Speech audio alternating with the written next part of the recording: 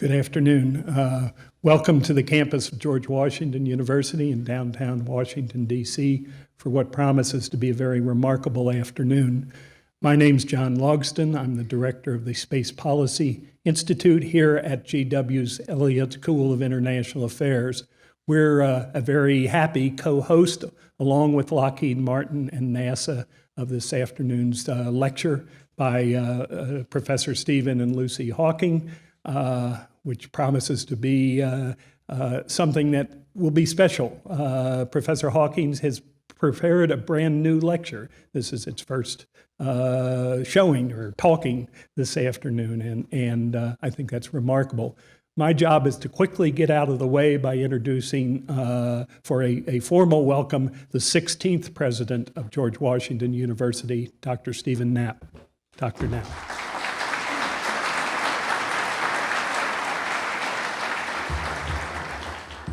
Thank you very much, Professor Logsdon.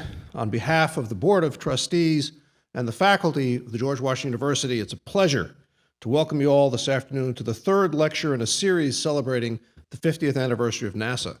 I'd like to thank the event's sponsors, Lockheed Martin and NASA, for choosing the George Washington University as a venue for this important event.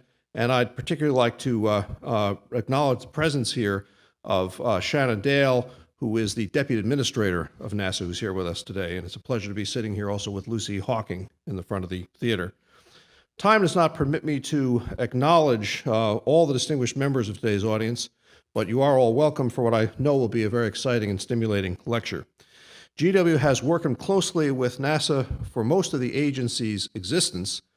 NASA's second administrator, in fact, James E. Webb, studied law at GW in the 1930s and was a member of the GW Board of Trustees from 1951 to 1963. As NASA administrator, Webb in 1964 asked GW to turn its attention to the policy implications of the U.S. space program, and for the more than 40 years since then, GW has made space policy a focus of its research and its graduate education efforts. We established the Space Policy Institute in 1987 as part of the Elliott School of International Affairs, and that institute has become the leading center of space policy studies in the world. Much of the Institute's research and outreach activities has been supported by NASA grants and contracts, and we appreciate NASA's confidence in the quality of the Space Institute's work. We also appreciate the continuing support that Lockheed Martin has provided to the Space Policy Institute from its very inception. The Institute's focus on space policy is typical of the innovative character of GW's Elliott School of International Affairs. One of the nation's leading schools of international affairs, the Elliott School seeks to create knowledge, share wisdom, and inspire action to address global challenges. My role is not to introduce Professor Hawking. That honor falls to Ambassador Richard M. Russell, Associate Director of the Office of Science and Technology Policy in the Executive Office of the President. I will note only that Professor Hawking's pioneering mind is one of the greatest of our era, and that he has combined profound insights into the nature of the universe with an admirable commitment to making those insights available to the general public. It is a privilege as well as an honor to have him on our campus. It's now my pleasure to introduce Ambassador Russell, who serves both as Associate Director of the OSTP and as Deputy Director for Technology. Mr. Russell was nominated by the President and confirmed by the Senate in August 2002.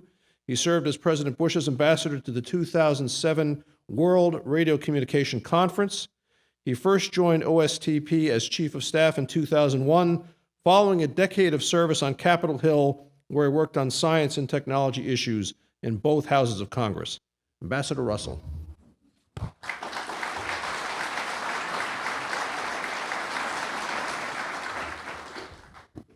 Thank you, Dr. Knapp. It is truly an honor and a pleasure to introduce the speakers for the third in the series of NASA lectures that celebrates NASA's 50th anniversary year. These lectures are a unique opportunity for prominent leaders to address matters of global interest in the areas of space, exploration, scientific discovery, aeronautics, research, to audiences of key policymakers, corporate leaders, academics, and the public sector. I would also like to acknowledge Shannon Dale, the Deputy Administrator of NASA, for establishing this series, and it really is going to be a treat this afternoon to listen to Professor Hawking and Lucy Hawking. Today, we have a unique father-daughter pair with us.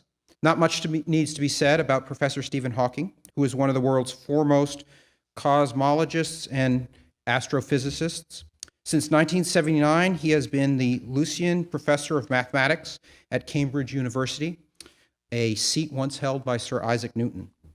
I'm actually a stand-in for the President's Science Advisor, Dr. John Marburger, who unfortunately has the flu today, but he wanted me to recount a story to you about how important Professor Hawking's work is in terms of being able to translate science into something that's understandable for the public. Dr. Marburger used to be the head of the Brookhaven National Laboratory, and while he was there, they attempted to start up the Relativistic Heavy Ion Collider, also known as RHIC. That caused a lawsuit.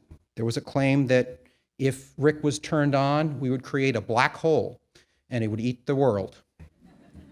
Now, that may sound funny, but unfortunately, the public actually believed that a black hole might be created, and Professor and at that point director of the National Laboratory, Marburger, turned to Professor Hawking and asked for advice and asked for him to give advice to the press. And it is because of his advice that we should not worry about being consumed by a black hole if the collider was turned on, that it allowed Brookhaven to move forward with the collider. So Dr. Marburger wanted to both express his sadness at not being here today, but also his pleasure and thanks for the wonderful work that Professor Hawkins has done, not only in terms of an understanding of physics, but also in terms of being able to relate to the general public directly and move science forward.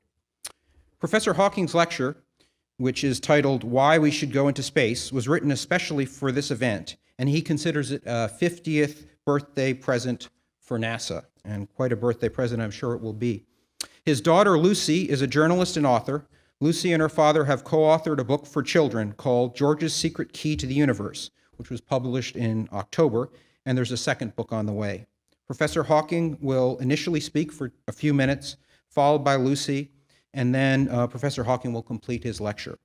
And with that, I would like to introduce and welcome Professor Hawking and Lucy. Thank you all so much.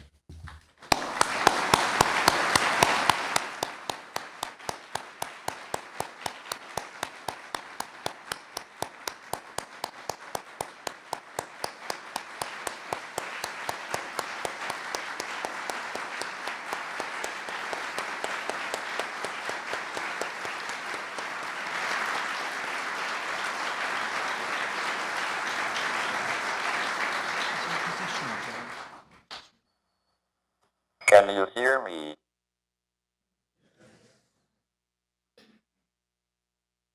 Why should we go into space? What is the justification for spending all that effort and money on getting a few lumps of moon rock? Aren't there better causes here on Earth? In a way, the situation is like that in Europe before 1492. People might well have argued that it was a waste of money to send Columbus on a wild goose chase.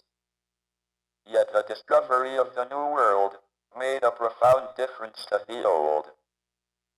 Just think, we wouldn't have had the Big Mac or KFC. Spreading out into space will have an even greater effect. It will completely change the future of the human race and maybe determine whether we have any future at all.